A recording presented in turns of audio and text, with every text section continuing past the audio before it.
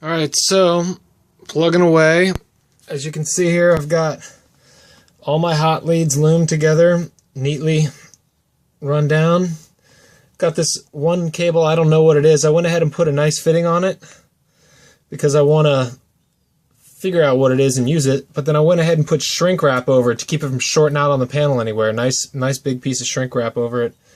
My main hot wire comes right on the top of the bundles. It's separate. It's just zip tied in separately. So if I need to access it or for some reason, or if I'm trying to locate it, it's right on top. Same thing with my neutral. My neutral is going to come in here like this. My main will come in back here on this guy. I've got to get the right size ends for that. Then as you can see, I've got the neutral on top here. All the neutral buses connected here. And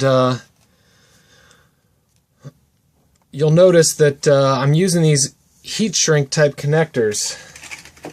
These connectors right here, they're designed, you crimp them, and then once you crimp them, you heat them up with a heat gun, and there's a little solder slug right inside there, a little piece of solder.